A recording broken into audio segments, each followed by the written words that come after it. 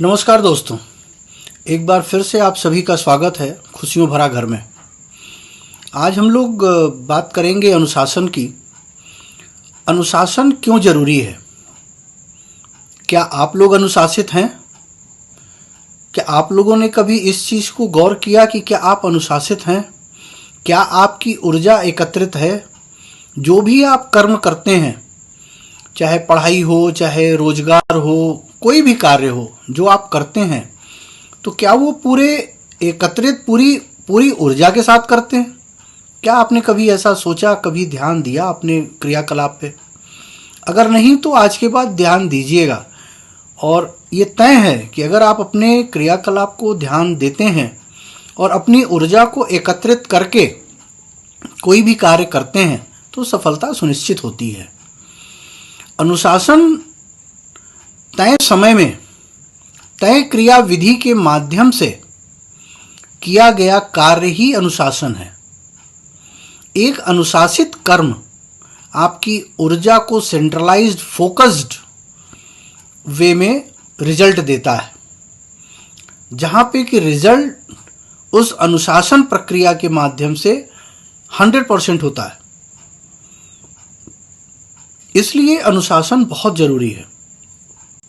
अनुशासन के लिए आपको ये जरूर ध्यान देना चाहिए कि हमारी जो गतिविधि है, हमारा जो क्रियाकलाप है, वो तय समय में होता है या नहीं होता है।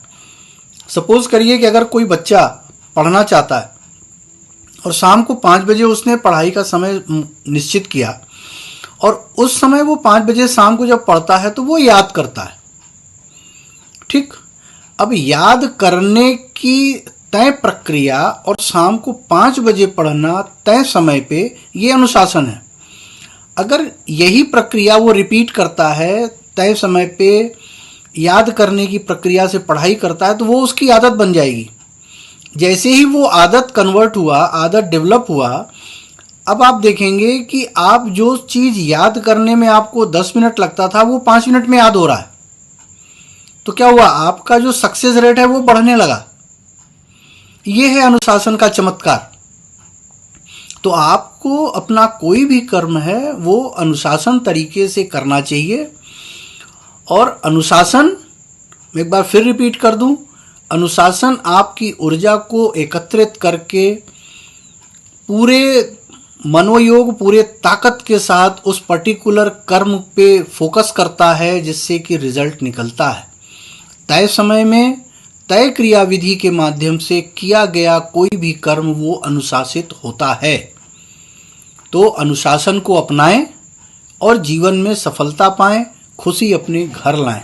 बहुत बहुत धन्यवाद।